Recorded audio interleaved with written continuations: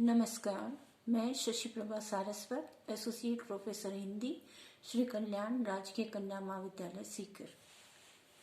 प्रिय विद्यार्थियों, आज हम रसखान कवि को पढ़ने जा रहे हैं।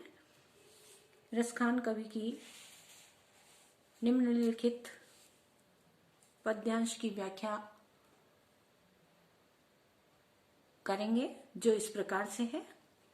मोर पंखा सिर ऊपर राख्यो, गुंज की माल गरिए पहिरोंगी, ओढ़ पीताम्बर ले लकुटी बन, गोधन ग्वारनी संग फिरोंगी, भावत वो ही मेरो रसखानी, सो तेरे कहे सब स्वांग करूंगी, या मुरली मुरली धर की अधरान धरी अधरान धरूंगी। तो इसमें कुछ कुछ कठिन शब्द आए हैं, उनका अर्थ पहले हम कर लेते हैं। जैसे गुंज, गुंज का अर्थ होता है गुंगुची या गुंजा। पीतंबर, पीतांबर होता है पीला वस्त्र। लकुटी, लकुटी का अर्थ होता है लकड़ी। गोधन, गाय, भाव तो है ना अच्छा लगना। वही वही।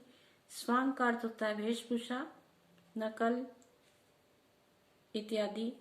मुरलीधर श्री कृष्ण। अधरान, अधरों पर, होठों पर। अधर का अर्थ होता है होठ।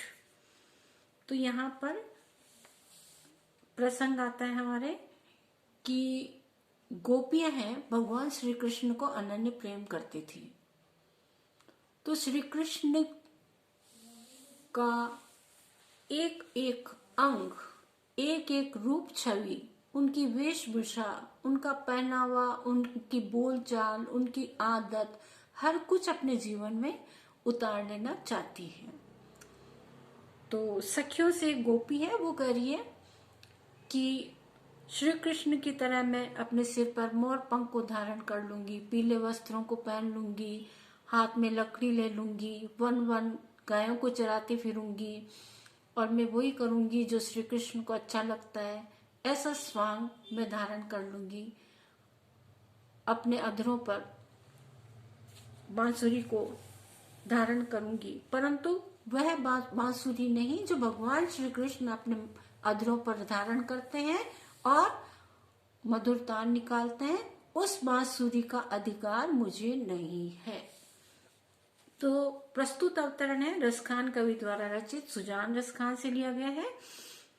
गोपी अपने सखियों से श्री कृष्ण के प्रति अपनी अनन्य प्रेम धारा को प्रकट करती हुई इसी बात का वर्णन कर रही है। गोपी कहती है कि हे सखियों, मैं श्री कृष्ण की रूप छवि को अपने शरीर पर धारण करना चाहती हूँ, अतः मैं अपने सिर पर मोर पंखों को मुकुट की तरह धारण कर लूंगी। मैं अपने गले में गुंगुची की वनमाला पहनूंगी। गोपी कहती है कि मैं अपने शरीर पर पीले वस्त्रों को पहनूंगी। जैसा कि भगवान श्री कृष्ण पीले वस्त्र धारण करते हैं, वैसे ही मैं भी अपने तन पर पीले वस्त्रों को धारण कर लूंगी।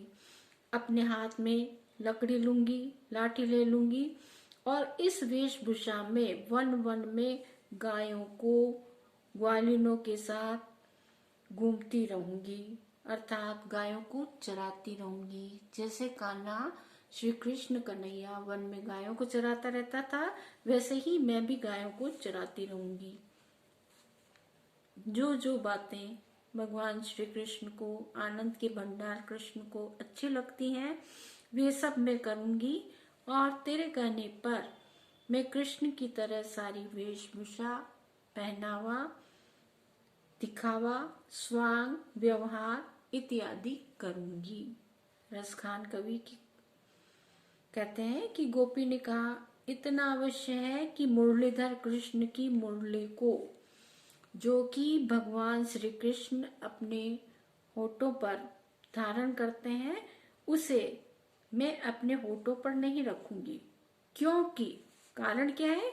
कारण यह है कि इस मुरली को अधरों पर रखने का अधिकार, होठों पर रखने का अधिकार केवल भगवान श्री कृष्ण को ही है। वे ही इसकी मधुर तान सुना सकते हैं। मुझ जैसी गोपी नहीं। तो सारे स्वांग धारण कर लूंगी कृष्ण की तरह, पहनावा सब कुछ, पीले वस्त्र पहन लूंगी, गाय चरा लूंगी, सब कुछ कर लूंगी, परंतु श्री कृष्ण की बांसुरी को अपने होठों पर धारण नहीं करूंगी, क्योंकि श्री कृष्ण ही अपने होठों से मधुर तान बांसुरी के माध्यम से निकाल सकते हैं, मेरे जैसी गोपी नहीं। विशेष टिप्पणी के अंतर्गत हम 2-3 बातों को लिखेंगे। रसखान ने अपने आराध्य देव श्री कृष्ण का गुणगान कई प्रकार से किया है। यहाँ वे गोपियों के संवाद के माध्यम से उनकी ही विशेषता को निरूपित कर रहे हैं। उन्हें कृष्ण की ये छवि अधिक आकर्षक लगती है। इस वर्णन से रसखान की कृष्ण के प्रति भक्ति भावना व्यक्त हुई है। यहाँ पर अनुप्रास अलंकार, यमक अलंकार, काव्यलिंग अलंकार का प्रयोग हुआ है। सवैया छंद की गति, यति तथा ब्रज भाषा का माधुर्य बड़ा ही प्रशंसनीय है। गोपिकाओं की अनन्य भक्ति यहाँ पर चित्रित हुई है। भगवान श्री कृष्ण के प्रति प्रगाढ़ प्रेम धारा और अनन्य भक्ति को यहाँ पर चित्रित किया गया है। बहुत बहुत धन्यवाद।